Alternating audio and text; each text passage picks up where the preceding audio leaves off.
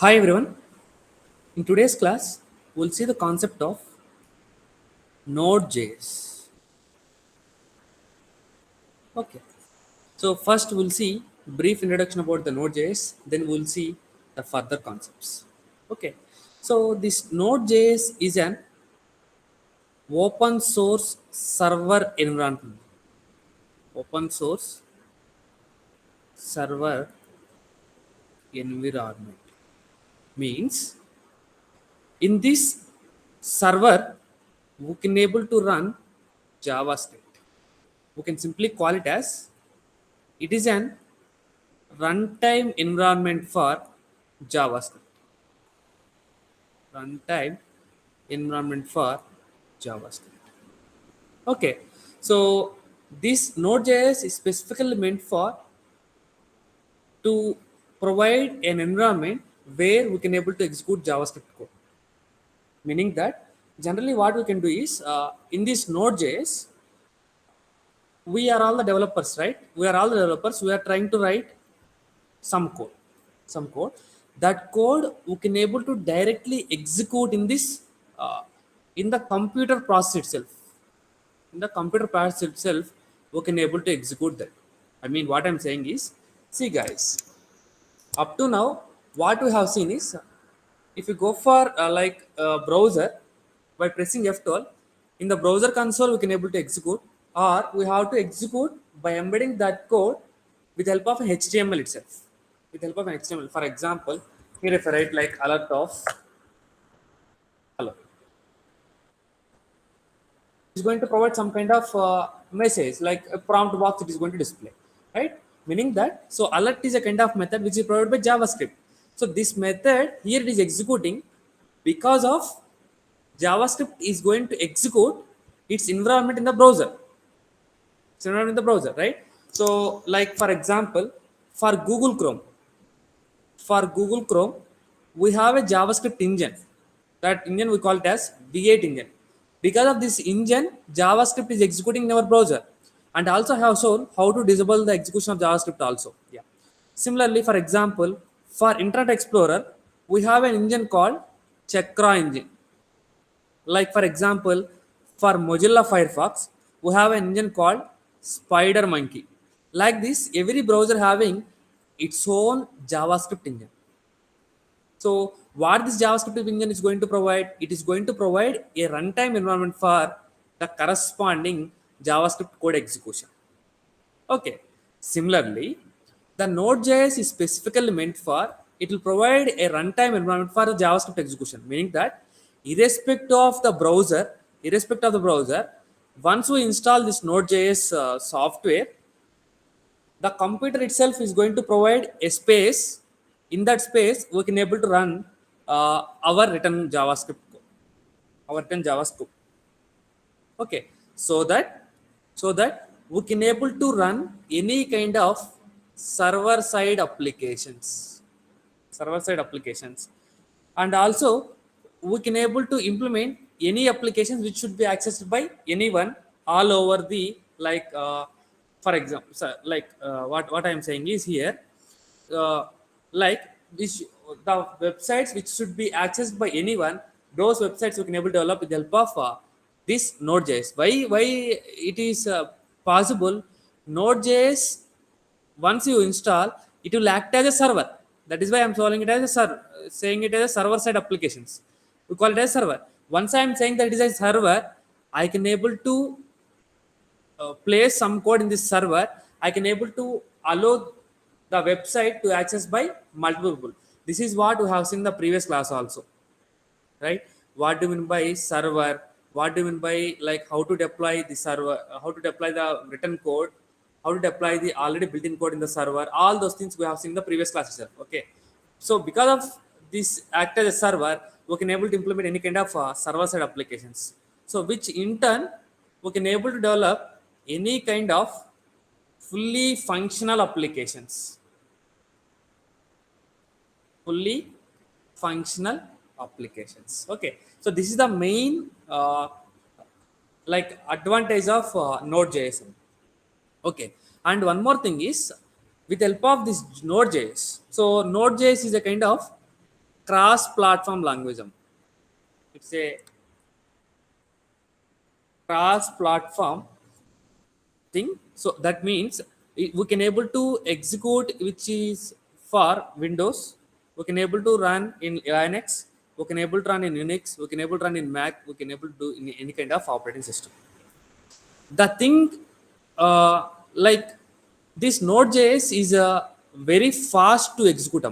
It is very fast to execute because the Node.js is mainly built on the concept of Google Chrome V8 engine. It is not bothered about the Internet Explorer, Mozilla Firefox, SpiderMonkey, all these. It is generally mainly built on the Google Chrome V8 engine. So that is why it is very fast. Very fast. Okay, fine. Guys, for timing, try to listen the concept. Once I enter into the practical session, you can able to understand why it is acting as a server, all these things. Okay, fine. One more thing is here I would like to take one important point. You have to know the main difference between the synchronous programming and asynchronous programming. Synchronous programming and asynchronous programming. Guys, in synchronous programming, what will happen is if we have n lines of code, each line is executed one by one, meaning that here the execution will be done line by line. Whereas in asynchronous programming, see guys, while explaining the concept of JavaScript, also we have seen the concept of asynchronous JavaScript and synchronous JavaScript. In asynchronous JavaScript, it is going to execute uh, like we don't know how it is going to execute. It will execute randomly, depending on, like for example, whereas coming to synchronous programming, once the first line is executed, then only the second line will be executed. Once the second line is executed, then only the third line will be executed. Like this, meaning that this line execution is depend upon the previous line result. Is depend upon the previous line result. That is what we call it as synchronous programming. So because of the synchronous programming, what will happen is at a time we can able to allow only one execution, one process execution, one process execution. Whereas coming to asynchronous programming, we can able to execute n number of executions because everything is independent, right? So that depends upon again the system, the type of system that we are using. It depends upon it is independent of everything. That is the thing we can call it as asynchronous execution. Guys, as only one person is allowing to execute, as we have a lines of code, as only one person is trying to execute, whatever the remaining persons, they have to be blocked. They have to be blocked. There is a subject called operating system. In that, we have to know clearly actually. But for time being, I would like to make a convey some points here for our Node.js. So one person is waiting in the lines. One person is executing the lines of code. What about all the other process? All the other process should be blocked. Once this process completes, comes out, then the next person will comes into the picture. What about this asynchronous programming? If I am having n lines of code, I can able to allow multiple persons, multiple There is no blockage here. There is no blockage here. Yeah. Once you understood this concept, I will go for the various kind of differences. The simple differences, the main advantage of this Node.js. See guys, we have a server-side programmings like PHP is there, and something like active server page is there. Is a kind of these are all the server-side programmings. These are all server-side programmings, and Node.js is also one kind of server-side programming. Is also one kind of server-side programming. Yes, but the main difference is here PHP or active server page, which we call as ASP, uses synchronous programming. Uses synchronous programming. Whereas coming to Node.js, this is the main advantage. It is following asynchronous programming. As it is following asynchronous programming, is there any blockage here? There is no blockage. That is non-blockage of processes. Like we can call it as non-blocking of the process. Whereas coming to here, as it is synchronous programming, here it is blockage. Blockage will occur. Guys, we can able to convert the synchronous programming into non-synchronous programming also. There is no problem at all. But Generally, it uses the synchronous programming. Yeah, fine. See, if you would like to define the form of a structure, simple. Like for example, if you take any kind of a file system, if you take any kind of a file system, once this PHP got any kind of request, any kind of request, that request will be sent to the file server. Request will be sent to server, and server will need to process that.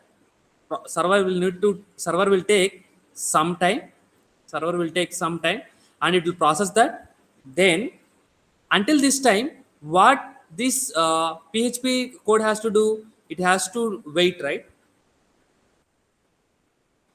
It has to wait. So first step is what? It has to read the request. Second step is it has to wait until the process completes. Third step is it is going to respond to the client. It is going to respond to the client.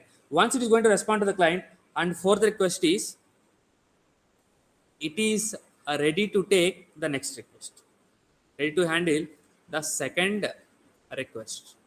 It is what? First request processing. Okay, fine. This is the process that it is happening in synchronous programming, meaning that uh, here it needs to wait for the completion of the given task by the file system. The completion of the given task by the file system. Whereas coming to Node.js, this is the main difference. Whereas coming to the Node.js, there is no blockage.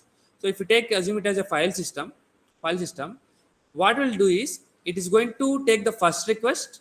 It is going to take the first request, meaning that it is going to read the request, and it will process in the background. It will process in the background. Meanwhile, it is going to take the second request also. It is going to take the second request also. Because why it is going to take the second request? Because it is a non-blocking. Because it is a non-blocking. Why it is non-blocking? Because it is following asynchronous programming. Asynchronous programming. While taking the second request, in the background, what it is going to do? It is going to process something. What is that? It is going to do the request which is given by the process.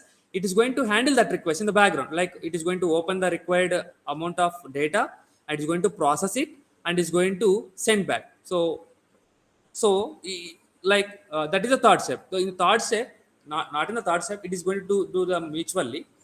It is going to done execute in the background. It is going to execute in the background. What I would like to convey here is, here there is no concept of waiting process.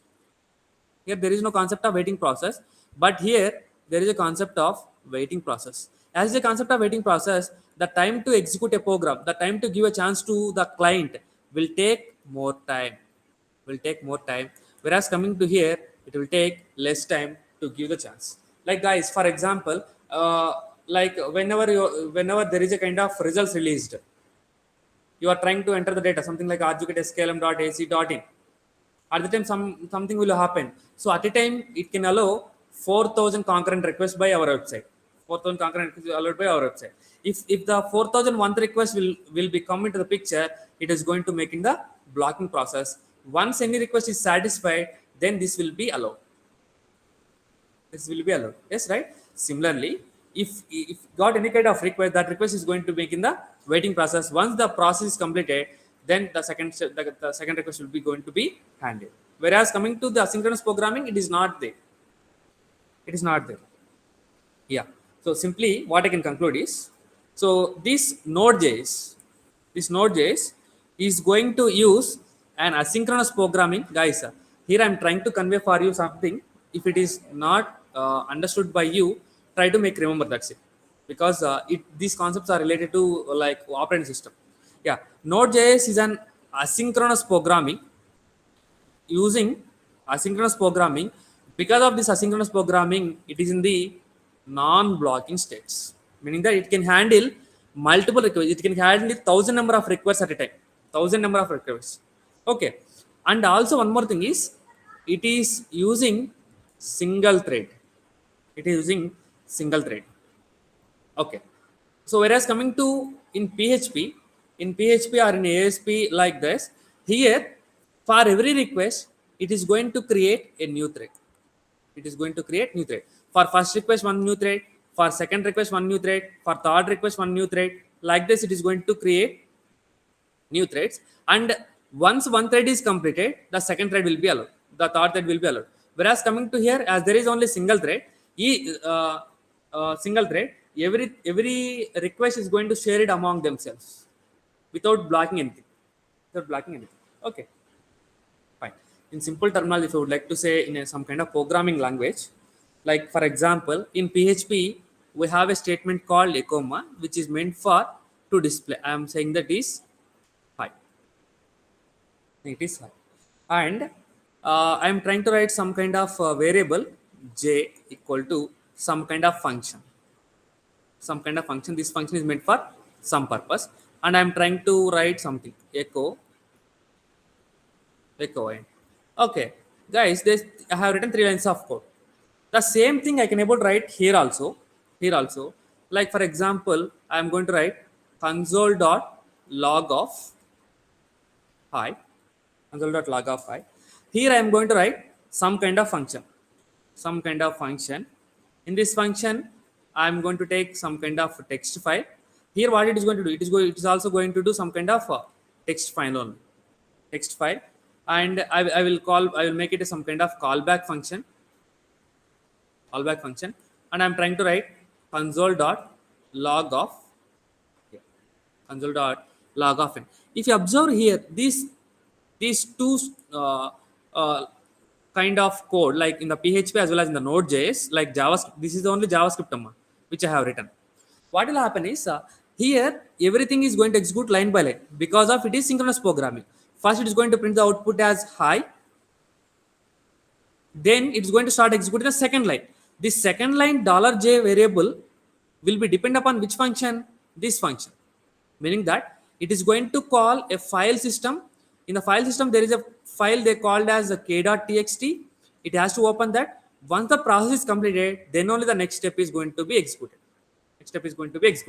So this is what we called as blockaging. So because of this execution, it won't execute the remaining lines of code. Whereas coming to this one, so this line is independent of this line. So first line is going to execute it, and it is going to execute the second line. This line is executing, but while executing this line, is the third line is dependent upon this one? No. So that is the reason it can execute the concurrently. Whereas coming to the execution of third line, it needs to execute first. $j also completed, right? $j value will be assigned from some function. So that is the reason it is the. So this is a kind of callback function. So that is the main difference between synchronous programming and asynchronous programming. Guys, I tried to explain my own way in conveying for you the way to clearly understanding the difference between synchronous programming and asynchronous programming. Yeah, fine. So generally, what this Node.js will do means, so with the help of this Node.js, we can, as I like already saying that it is a kind of runtime environment for JavaScript. Meaning that without browser also we can able to execute the JavaScript code. And with the help of this, so meaning that I am saying that with the help of Node.js, what we can do, we can able to create dynamic web pages, dynamic page content, right, guys? So with the help of JavaScript itself, what we can do, we can able to create dynamic content, right? So as it is a kind of advanced JavaScript, Node.js, we can able to create dynamic page content. We can able to collect the form data from the user. Yes, we can able to do. We can able to perform various kind of operations in the database also, guys. Node.js is a kind of what? Programming, server-side programming. We can able to develop the server-side applications, right? It is a kind of server-side environment.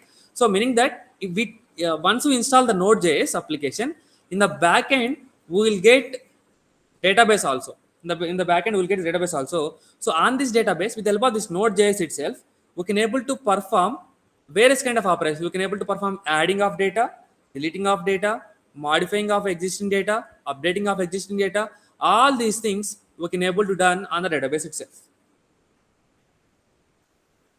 Okay, and we can able to build various kind of backend services also. So as we have a server, we can able to build the backend services.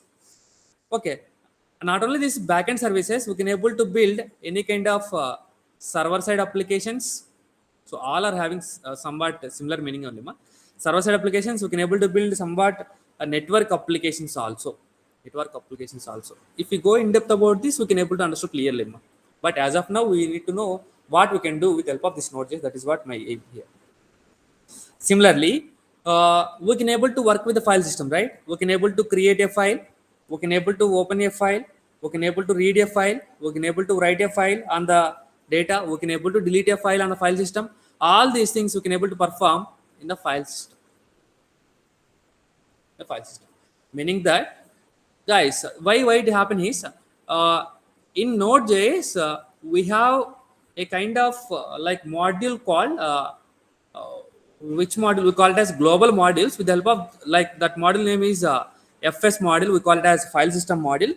With the help of this, we can able to work with the file system files also. The files also, those files I can able to open, I can able to create, I can able to read, I can able to write, I can able to delete all these things. So these are the various things that we can do with the help of Node.js. Okay, fine.